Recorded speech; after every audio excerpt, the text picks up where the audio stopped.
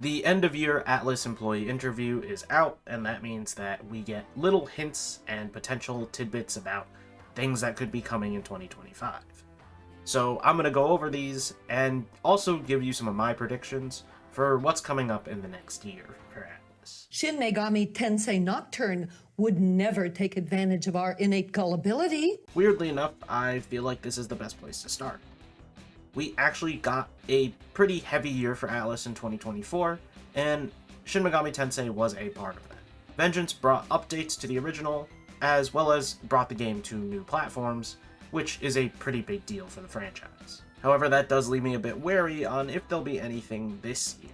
The only notable quote to go off of comes from Shinjiro Takada, from the First Creative Department, aka the studio that develops SMT. He's been responsible for a multitude of titles, including Devil Survivor, Tokyo Mirage Sessions Sharp FE, and Shin Megami Tensei 5. He said that there is a title to announce, and he hopes to do so as soon as possible, but also stated that the studio does not have many, if any, titles in the works for 2025. In case this wasn't obvious, SMT6 is most likely not the title he's referring to. People tend to get a little hasty with these quotes and take them to big extremes online. I've seen lots of people go, oh, we could see SMT6, or maybe they're cooking Persona 6. And when I read through this, I was like, none of the quotes here indicate much of anything. If we're seeing any form of SMT6 this year, it's likely a teaser, at most. It's only been 3 years since SMT5, and I kind of doubt they'd have another mainline title lined up so quickly. Instead, what I do think this title they want to announce is probably the Devil Summoner remaster that leaked via SMT3's Steam achievements. Not even sure how that happened, all I know is that it did happen. I kind of doubt the SMT team has anything big in the works for 2025, but announcements-wise, I guess anything is possible. With the Game Awards going how it did, it is a possibility that we're headed towards the era of announcing things way too early again. It felt like a lot of the Game Awards announcements were things that probably should have been announced in maybe 6 months to a year. But whatever, it is what it is. And I believe you called forth your power like this. Now on to the other big guy.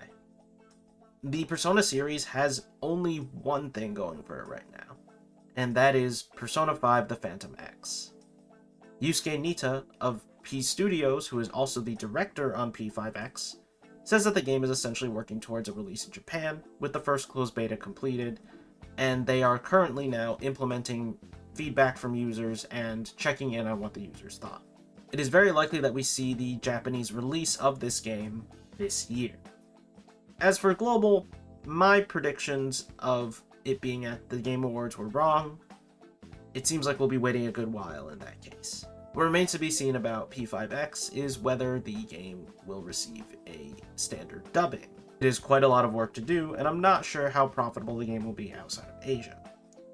But given that Atlus wants this game to be received as well as it can be, I kind of am not doubting that they will at least implement an English dub. The game isn't doing especially well in terms of growth. For revenue, it's mostly been dropping since the game came out. But 1 million per month is still not bad. That's still very good. And Sensor Tower is not the most accurate source for all revenue. I think there are definitely things that we are not hearing about, and as far as I know, Sensor Tower is only mobile revenue. It's not PC, which this game also released on. So things could change, is what I'm trying to say. Like, things could actually be going very well. I don't know. Also, in terms of dubbing, it's a lot of work to get the old VAs back. Even the Chinese version launched with some of Ryuji's Japanese lines missing, which, at least to my knowledge, that was happening because when Ryuji spoke sometimes, when all the characters were speaking their full lines, Ryuji would just have the standard, like, one-liner quotes. But we'll have to see what happens. Wada, the, in quotes, new head of P Studios, also had several comments. The notable one, the most notable one, is that P Studios is currently steering several large projects that are all currently on track. He notes that any misstep could have a big financial issue, so he hopes to keep everything on track. meaning no delays. No doubt that these big projects include Persona 6. However, the other ones, the several, I'm not sure what they could be. We know nothing for Persona besides P5X right now, and we are under the assumption that Persona 6 is in development, which I believe that at this point, if it's not in development, deep in development, or almost finished, then it's kind of insane, because it's been a very long time since Persona 5 and Royal, and I assume development started after Royal. With how he's wording this, it also sounds like that these have deals and marketing potentially in the works or being prepped, and I might be reading into it too much at this point, but my guess is that any misstep means having to delay merchandise releases, changing plans to the marketing, etc. A single shakeup could alter how a lot of this goes, and that could cause a financial hit in some way, especially if you have deals and contracts lined up. But anyway, I'm not a business person, so don't totally take my stuff. Either way, this doesn't totally instill hope that my assumptions about Persona 6 were correct. And having several large-scale projects is interesting because I have no clue what they could be. Possibly another remake like P4, remasters of P1 and P2, those were rumors for a little while. A new spin-off, you know, that's always a possibility.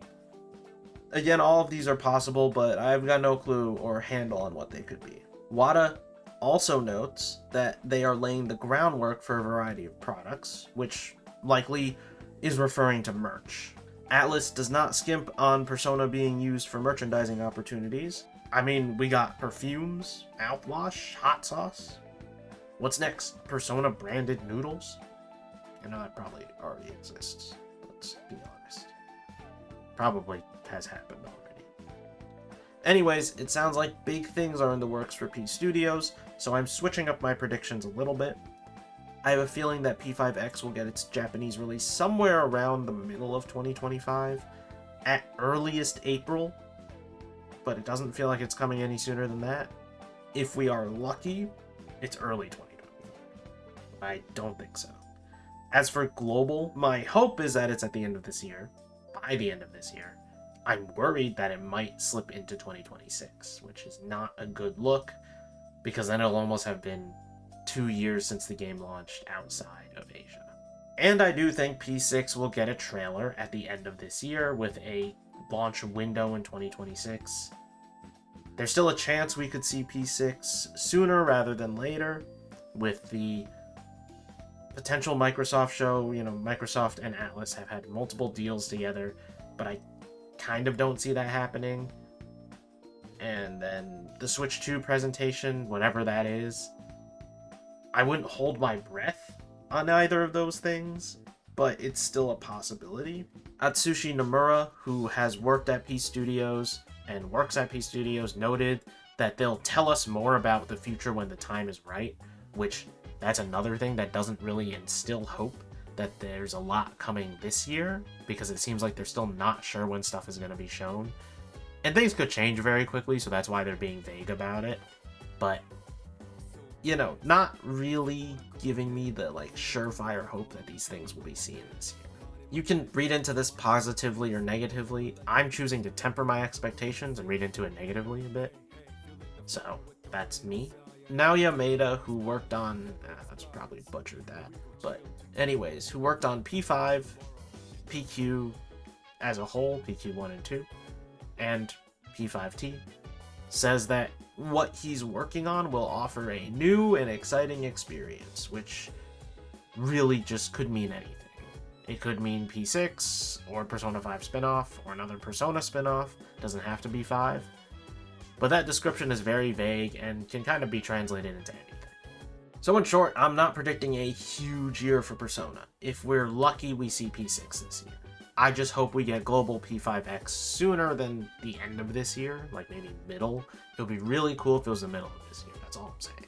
I just want it sooner than later, as most things go. Is that why you and Lex spent all your days banging swords? Gonna keep Vanillaware pretty short and sweet. There's not much to say about them this year.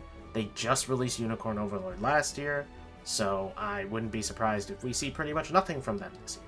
It's very likely we do not see PC ports for any of their games anytime soon, and I'd expect another 5-ish years before a new game is announced. Time marches on, and the age of a new king draws nearer. Metaphor is a bit more of an interesting case. Hashino appears in Famitsu interviews and also has a Twitter post about, he's grateful for the reception of the game. Basically says nothing about the future of the IP, except for a few small things, but they're all not related to what could be coming from Metaphor this year. The most notable part is that he says there are no concrete plans to make Metaphor into a series, which I think is something that's more in the talks right now. It's not, he says there are no concrete plans, so they don't have a direction. They don't know exactly what they want to do with it. It's something that needs to be discussed because you're working in a corporate environment. Metaphor could go in a few directions, but I feel like the most likely is a anthological series like Final Fantasy and Persona. You can loosely connect the games, but they don't need to be direct sequels, or they can just be not connected at all. Hashino says he hopes the IP will become a series, and that he hopes it will develop into a series that represents the company. And I think Metaphor already does a pretty good job of that with how much it takes from other Atlus titles and squishes into its own form. But in short, there's nothing confirmed for Metaphor right now. With Atlus's new focus on DLC, there's a possibility of them making a story expansion for Refantazio, but I don't have especially high hopes for that since it seemed like the game ended off pretty well. Anything added to the end would just feel kind of gratuitous, like Tales of Arise's DLC felt. It kind of strikes me in the same way because it seems like they didn't plan on any DLC story expansions. They still could make one, but it would take a considerable amount of time. It's different from something like Episode Aegis, where they pretty much confirmed that they were able to get the go-ahead for Episode Aegis before the game launched, so they were working on it for a while. But anyways, I could see Metaphor getting an expansion pass down the line. I just don't personally think it's that likely.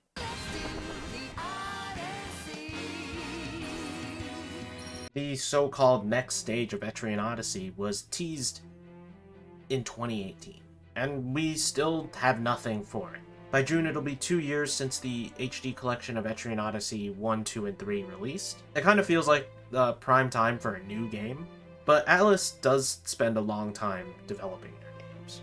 It's unclear whether we'll see the next stage of Etrian Odyssey anytime soon.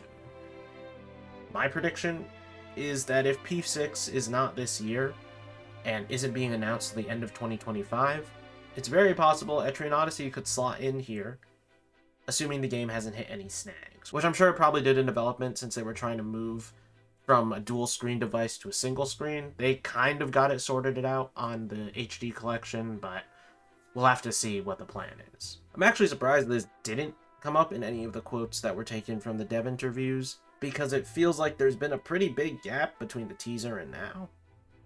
But it is what it is, again. Get the complaining out of the way. Now, I know some people are expecting a Soul Hackers 2 re-release, and that could remedy some issues with the game. I've spoken about this before, though. Based on existing releases, I can't imagine a lot changing. Vengeance and Royal both don't totally alter existing content all that much, and they might add new features or expand on existing areas, but it's usually nothing super major. I feel like the problems with Soul Hackers 2 are a bit deeper than that, than just altering some things around a little bit. But this is me projecting my own issues. Soul Hackers 2, for some people, was a fantastic game. For me, it's just a game that could use a lot of improvement, and is a bit messy. The original game didn't hit any good sales records as far as we know, and was ultimately pretty divisive. There was a lot of argument over whether people should expect Persona-level quality from a game clearly running on a tighter budget, which is a fair argument to make in some cases, but I also think it shouldn't really matter. Soul Hackers 2 is fine as a game, in my opinion. It just doesn't reach the same highs that other Atlus games reach. The game could use a re-release, but I personally am not sure how well that would be received, given the original game not being received super well either. I don't think the game is going to get re-released because the original didn't hit any sales targets, which would make getting approval for making another version of this game very difficult. But I guess never say never to Atlus. we don't have anything to go off of for this except past trends. Platform number 2, service to Asakusa is departing soon. Please watch your step. I think 2025 is just not going to be as big of a year for Atlus as 2024 was. Let's be realistic. 2 major titles, a re-release of a major game, and a multi-platform release of that game as well. A mobile game released in a limited availability, and the publishing of a smaller yet well-acclaimed title. All of these things encompass 1 year for Atlus, and that was 2024. So it feels like the follow-up year is probably just not going to be as crazy. That said, I am cautiously optimistic that we could see Persona 6 before the end of this year. What I'm saying is that the further we move into the future, the closer we get to the eventual release of Persona 6. But being who I am, I want a full trailer. Bells, whistles, Christmas lights, and all. Not a teaser, not a logo, a full trailer. If anything is to be shown at all.